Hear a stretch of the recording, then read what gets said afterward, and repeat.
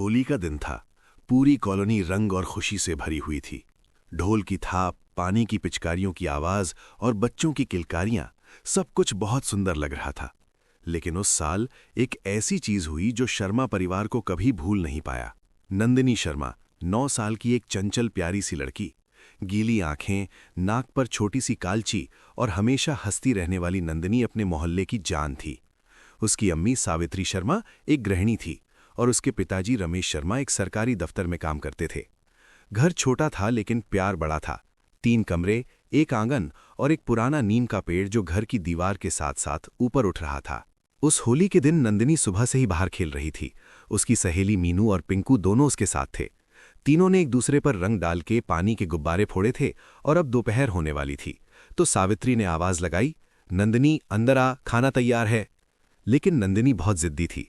थोड़ी देर और खेलने की जिद करके वो अकेले चौराहे की तरफ निकल गई। उसकी सहेली मीनू ने रोका, नंदिनी मत जाओ अकेले वहां, अम्मी ने मना किया है। बस 1 मिनट, नंदिनी ने हंसते हुए कहा और भाग गई। चौराहा मोहल्ले के कोने पर था। एक पुराना पीपल का पेड़ वहां खड़ा था, इतना बड़ा कि उसकी जड़ें जमीन को चीरती हुई दोनों तरफ निकल आई थी। लोग कहते थे कि उस पीपल के नीचे शाम के बाद कोई नहीं जाता। कुछ पुराने लोग तो ये भी कहते थे कि उस पेड़ पर कुछ रहता है जो रात को नीचे आता है। नंदिनी अभी भी बच्ची थी, उसे ये सब नहीं पता था। जब वो चौराहे पर पहुंची तो वहां कोई नहीं था। बाकी सब लोग दोपहर का खाना खाने घर चले गए थे। सिर्फ नंदिनी थी और वो बड़ा सा सुनता हुआ पीपल का पेड़। तभी उसकी नजर नीचे पड़ी। जमीन पर पीपल की जड़ों के बीच एक 10 रुपए का नोट पड़ा हुआ था। अभी अभी किसी ने गिरा दिया होगा। नोट बिल्कुल नया सा लग रहा था, लेकिन उसके एक कोने पर एक काला सा दाग था, जैसे किसी ने कुछ लिखकर मिटाया हो। नंदिनी ने झुककर उसे उठा लिया। नोट हाथ में आते ही हवा रुक गई। इतनी तेज धूप में भी नंदिनी को 1 सेकंड के लिए बहुत ठंड लगी। पेड़ के पत्ते जो अभी तक हिलते थे एकदम से जम गए। पूरा चौराहा खामोश हो गया। कोई कुत्ता नहीं भौंका, कोई चिड़िया नहीं चहचाई। नंदिनी को कुछ अजीब सा लगा।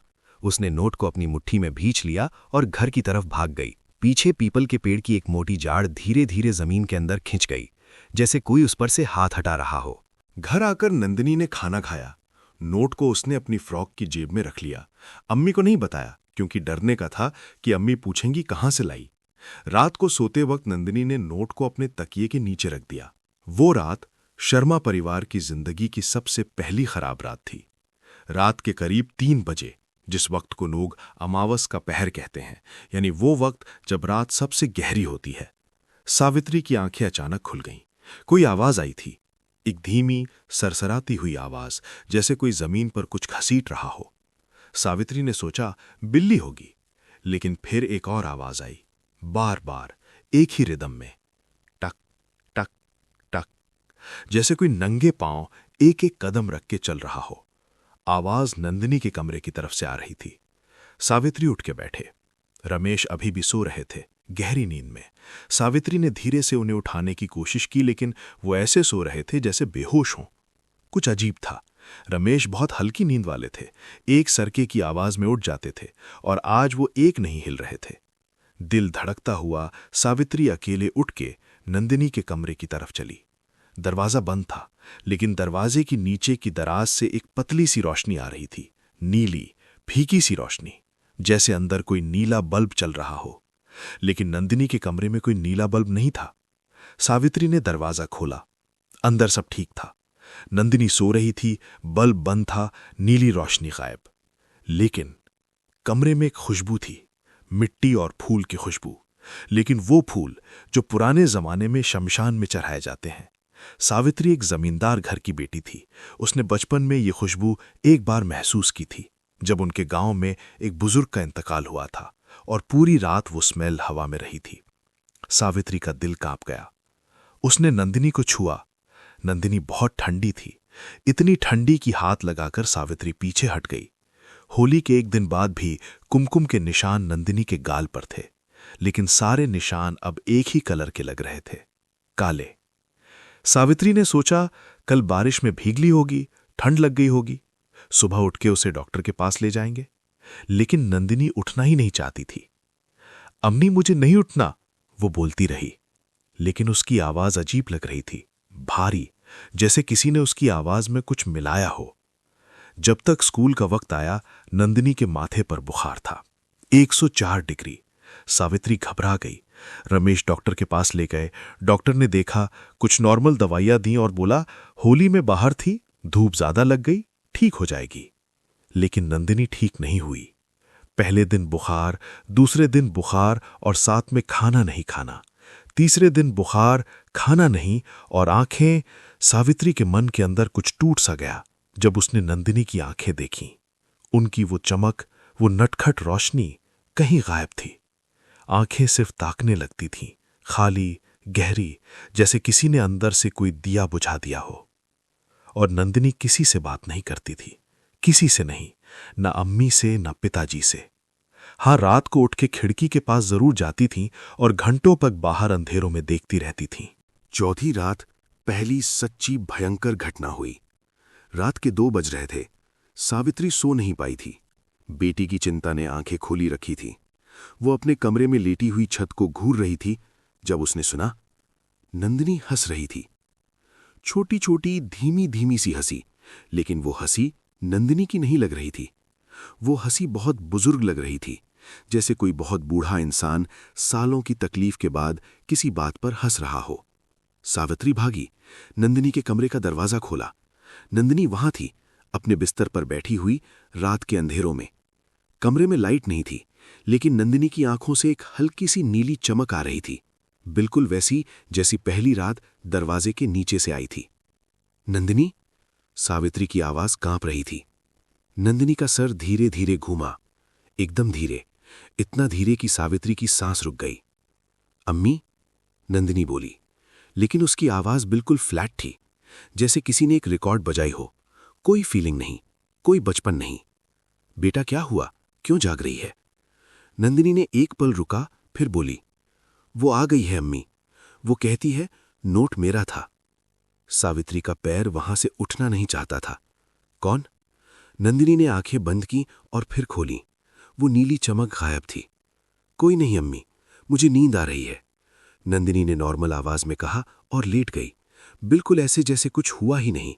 सावित्री वहां खड़ी रही, अपनी बेटी को देखती रही, और उसे पहली बार ये एहसास हुआ कि ये सिर्फ बीमारी नहीं थी। अगले दिन सावित्री ने रमेश को सब कुछ बताया। रमेश पढ़े लिखे थे, तर्कशील थे, वो मान नहीं रहे थे। सपना था तुझे, उन्होंने कहा, और नंदिनी का बुखार है, बेखुदी में कुछ भी बोल देती है। रमेश, मैं कह रही हूं कि उसकी आंखें, बस, कोई भूत नहीं होता, डॉक्टर से फिर दिखाते हैं। लेकिन उसी शाम रमेश खुद एक ऐसी चीज देखेंगे जो उन्हें हिला देगी। शाम को रमेश घर आकर हॉल में बैठे थे जब अंदर से नंदिनी के कमरे से एक आवाज आई, बिल्कुल साफ, बिल्कुल स्पष्ट।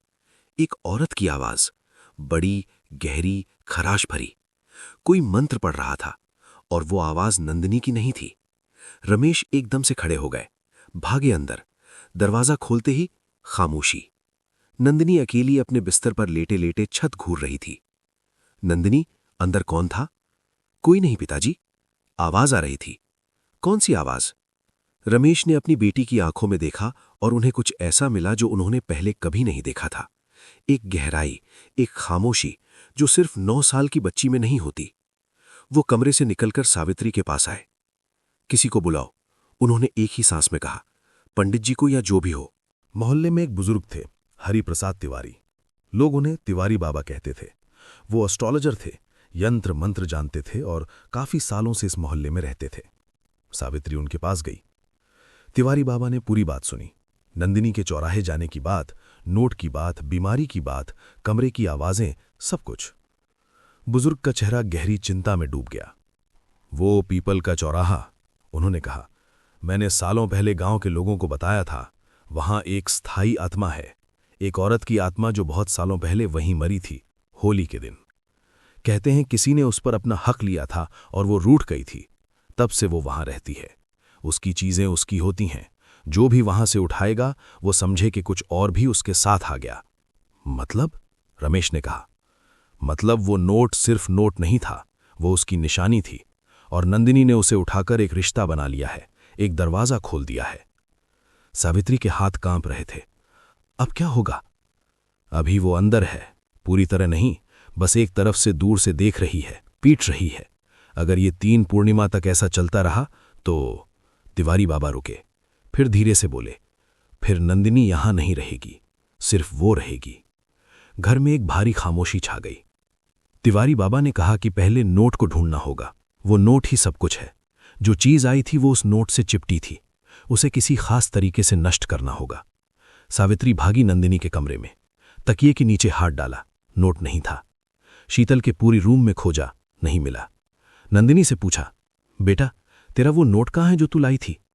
नंदिनी ने पहली बार मुस्कुराई, लेकिन वो मुस्कुराहट बहुत गहरी थी, बहुत बड़ी और बिल्कुल गलत जगह पर थी उसके चेहरे पर। कौन सा नोट? उसने कहा। बेटा जो तू चौराहे से लाई थी होली वाले दिन। नंदिनी ने आंखें झुका ली। वो मेरा नहीं था अम्मी, इसलिए मैंने दे दिया। किसे दिया? एक लंबी चुप्पी। उसे, नंदिनी ने आहिस्ता कहा और उसकी निगाह खिड़की की तरफ चली गई। सावित्री ने खिड़की की तरफ देखा। बाहर अंधेरा पड़ रहा था। नीम का पेड़ वहां था और सावित्री को एक पल के लिए लगा कि पेड़ की एक डाली कुछ ज्यादा नीचे झुकी हुई है, जैसे कोई उस पर बैठा हो। लेकिन कोई नहीं था, कोई नहीं था। वो रात सबसे भयंकर थी। रात के 1 बजे घर का सबसे पुराना बल्ब जो हॉल में था फट गया। बिल्कुल सीधा फट गया, कोई कारण नहीं। अंधेरा हो गया। फिर रसोई से आवाज आई बर्तन गिराने की। सावित्री और रमेश दोनों एक साथ भागे। रसोई में कोई नहीं था, लेकिन सारे बर्तन जमीन पर बिखरे हुए थे और एक बर्तन, पुराना तांबे का लोटा, सीने पे खड़ा था, सीधा, जैसे किसी ने उसे वहां रख के छोड़ा हो। उसके अंदर पानी था, काला पानी, जैसे राख मिली हुई हो। रमेश ने उसे हाथ नहीं लगाया, सावित्री ने भी नहीं। फिर अंदर से आई वो आवाज, फिर से, बार बार। नंदिनी की आवाज में, लेकिन नंदिनी के अल्फाज नहीं। कोई भाषा बोल रही थी नंदिनी, जो कोई दोनों नहीं समझ पाए। तिवारी बाबा ने बाद में बताया वो एक पुरानी मैथिली के गांव की बोली थी, जो अब कोई नहीं बोलता। रमेश फूट फूट के रोने वाले थे। सावित्री ने उनका हाथ थामा। वो नहीं जाएगी यहां से, जो भी है वो जाती नहीं। सावित्री ने तिवारी बाबा को कॉल किया। रात के 1 बजे बुजुर्ग आधी रात में उठ के आए। वो कुछ पढ़ते रहे। हल्दी सिंदूर जमीन पर बिखेरा, काले धागे को पेड़ की जाड़ के पास बांधा। फिर वो कपड़ा खोला। अंदर एक पुराना सिक्का था, बहुत पुराना, जैसे जमीन में से खोदा गया हो। ये इसके पास था पहले, ये वापस रखना होगा। सिक्का उन्होंने जमीन में पीपल की जाड़ के बीच खोदे एक छोटे से गड्ढे में रखा। तभी कुछ हुआ। हवा बड़ी तेज चलने लगी, सिर्फ उस चौराहे पर। आसपास सब कुछ शांत था, लेकिन उस पीपल के नीचे एक तूफान सा था। पत्ते तेज हिले, एक गहरी भारी सी गुर्राहट आई, ना किसी जानवर की, ना किसी इंसान की। नंदिनी ने एक लंबी चीख मारी और पैर जमीन पर आए। उसकी आंखें पूरी खुल गई, पहली बार पुरानी रोशनी के साथ। और फिर सब कुछ शांत हो गया, बिल्कुल शांत। एक लम्हा था, सिर्फ एक लम्हा, जब सावित्री ने पीपल के पेड़ की छाया में एक आकार देखा। एक औरत, पुरानी साड़ी, बिखरे बाल, खाली आंखें। वो उन्हें घूर रही थी। फिर धीरे धीरे वो मुस्कुराई, एक थकी हुई, अंत में चैन पाई हुई मुस्कुराहट, और वो गायब हो गई। नंदिनी वापस आई, पूरी तरह वापस। बुखार उस रात ही उतरा। भूख लगी, बोली, अम्मी खीर बनाओगी? बिल्कुल अपनी पुरानी आवाज में। सावित्री फूट फूट के रो पड़ी, रमेश भी। तिवारी बाबा ने आंखें पोंछीं। बुजुर्ग थे फिर भी। लेकिन तिवारी बाबा ने जाते वक्त एक बात और बोली, धीरे से, सिर्फ सावित्री के पास आकर। वो आई क्यों थी जानते हैं? सिर्फ इसलिए नहीं कि नोट उसका था, बल्कि इसलिए कि नंदिनी ने उसे उठाया और घर लाई।